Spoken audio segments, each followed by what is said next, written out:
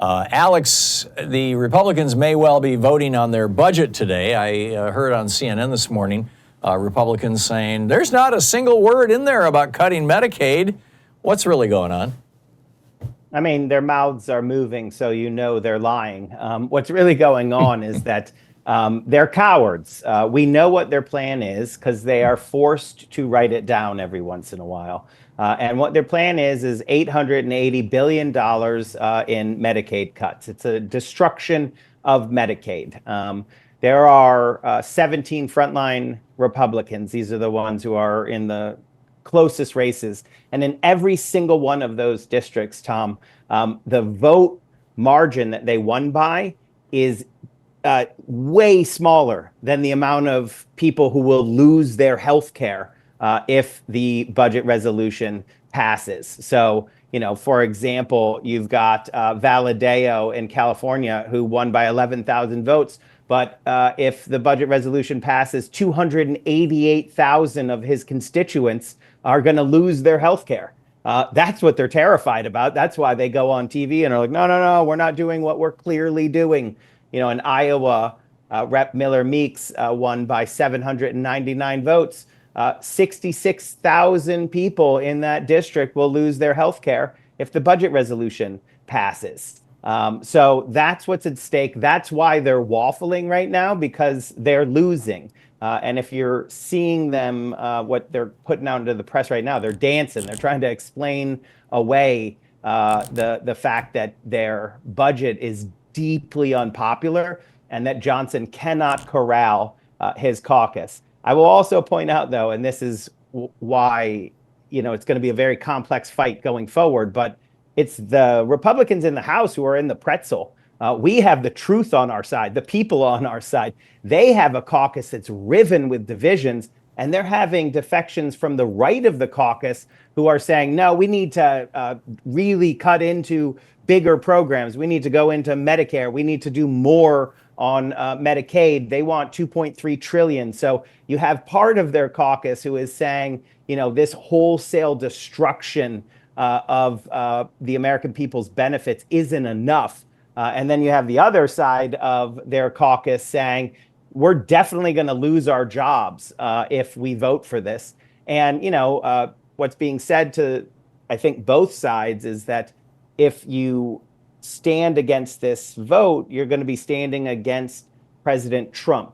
And they're using scare tactics like that. But right. A wise person once told me that the first and most often only election that politicians care about is their own. And so that's what we have to work with to block this really horrendous attack on our benefits. All to pay for tax cuts for billionaires, presumably, although they're also talking about raising the debt limit by $4.5 trillion.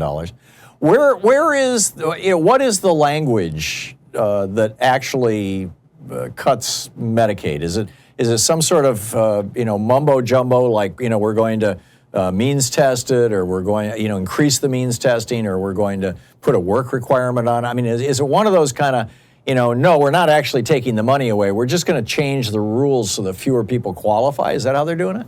You can be sure that they're going to obfuscate and lie, because that's what they do. But where we are in the actual process, Tom, is that this is like the starting gun. If you remember, the process is so arduous and complex on purpose. It really is difficult to follow. But this vote just instructs the committees with jurisdiction. So it's like, hey, committee who oversees Medicaid, find $880 billion in savings from Medicaid. And savings there means cuts, right? You don't save any other way. So they're going to dress it up, and they're saying, oh, yeah, it's waste, fraud, and abuse. You know, it's the same thing that we're seeing Elon Musk and his black hats do, where they're creating this lie, this narrative that what they're doing is, you know, rooting out fraud, waste, and abuse, while this dude is personally enriching himself with corrupt contracts. But they're also, you know, you're like, you point to me on the 1,000 veterans that you fired from the VA where that fraud, waste, and abuse is, because all I see is a destruction of services for veterans. You know, same thing in the national parks. Is that ranger who is, or that firefighter who's fighting forest fires right after LA burned down. Is that where the fraud, waste, and abuse is? I don't think so. And Thom, you and I know I'm all for going after fraud, waste, and abuse. Where is it? Medicare Advantage, right? $414 billion. Defense contractors, right? Like, we know where there's real money that they can get, but that's not what they're doing. What they're doing is what Wall Street demands. So I know your listeners understand this, but if you want to see why, go and watch like Bloomberg, CNBC, or one of these channels where Wall Street is the main audience and target, and where their talking points come out. They say very openly that if you're going to give this tax handout, $4.5 trillion, which they desperately want, plus you're doing $4 trillion on the debt ceiling, you have to cut Social Security, Medicare, and Medicaid. And Wall Street's really clear. They never don't say all three. And if you don't do that, then the bond market is going to punish you. And that is what they care about, because that would mean that rich people are affected. So until Wall Street stops calling for their blood sacrifice of our earned benefits, the Republicans will continue to dance to their tune. So explain to me where this legislation is at. You said that the legislation is calling for a committee to come up with savings. Does that mean this goes into law and then some group has to come up with cuts? Or does that mean that this doesn't go into law, that this sets up something else, some other process? What am I missing here, not understanding? So this is like the starting gun, and then it goes to the committees, multiple committees, and each of them has, the piece of the budget. So this is not a vote on a final piece of legislation, on a final budget. Okay, thank you. That's exactly right. This is like a vote on the outline of it, and they could put specifics in, but they don't want to, because they want to keep the specifics as late in the process as possible. Right. But so now they're just instructions to the committee. And then the committees have the actual final say on what specific policies. And that allows them to go on TV and lie, pretty easily, because they're like, oh, there's no specific cuts in here. And you're like, that's true, because it's not that part of the process yet. Right. But if you remember the IRA, Thom, the Inflation Reduction Act, like the mirror image of this process. So when Biden and the Democrats were in charge, they used budget reconciliation to take on pharmaceutical corporations to get Medicare negotiation, to take on the extractive industries, to get hundreds of billions of dollars in investments in American jobs and clean energy. That process took the entire Congress. Remember, you have to do the whole process through the House. You got to get something through the Senate. You got to merge them. Then you got to pass the whole thing through both of them, and then the president's signature. And there's multiple choke points here, including in each committee, where we are going to be just throwing sand in the gears, slowing this process down. Our watchword is sand in the gears, hasten buyer's remorse. And that's why a delay in the vote, a defeat in this first vote, it's not the end.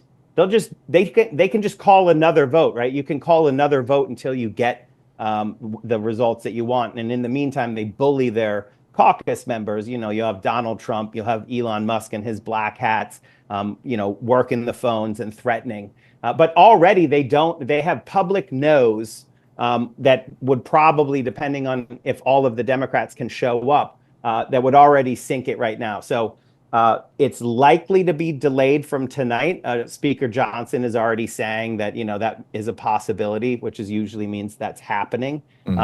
But this is the starting gun, and the later we can push the starting gun, the better the outcome's going to be, because the less time they will have to work with to loot the American people. And that time variable has to do with the government running out of money on March 14th, right? That's definitely one of them. So this process is so complicated. But yes, the resolution actually is like the whole Congress, but also is related to the CR itself, which is also, also sort of related to the debt ceiling. And those are two big choke points that the elected Democrats will have to actually shut down what's going on. and say, we're not going to give you the vote. The Republicans can't pass anything on their own. You remember last Congress, it was the least productive Congress in modern history, maybe in American history. So they're going to need Democratic votes, and the Democrats can say, good luck, absolutely Charlie. no cuts, no cuts to Social Security, no cuts to Medicare, no cuts to Medicaid, and remove as much harm as possible. Yeah, I totally get it. We have a little more than just a minute here, Alex. What can people do? People who are listening right now who want to help throw sand in the gears. So go on social media. Social Security Works. Find us. We have all these graphics with everyone's phone number. We have the 17 frontline Republicans. Those are the priority districts. They won by fewer people than healthcare they're going to take away. We're running billboard trucks through all of those districts, just letting everybody know that that's what's going on. And also just call the switchboard, call your member. If you're in these districts, it's super important, but everyone should be hearing about this now. So 202-224-3121, the Capitol switchboard, which your listeners know very well. Make your voice heard right now. Absolutely not one penny of cuts to Social Security, Medicare, or Medicaid in this bill or any other. If they do pass this bill, do you expect that seniors are going to start getting thrown out of nursing homes? What I expect is the nursing home industry will start to react before the bill actually crosses the finish line, right? So you're going to see harm before the law is actually signed into law. I think it'll be a little bit later when they see the specifics, but I would not put it above private equity to start exiting if they think that. And let me be clear for your audience: $880 billion out of Medicaid would shut down nursing homes all across the country, right? Medicaid is the largest provider of long-term care in this country, in most cases the only provider. So it's a destruction of that. This is the Thom Hartmann Program. Yeah, Alex, brilliant. Thank you so much. Alex Lawson, president of Social Security Works, socialsecurityworks.org. Check them out on whatever social media you're on. Just search for Social Security Works. Thank you, Alex.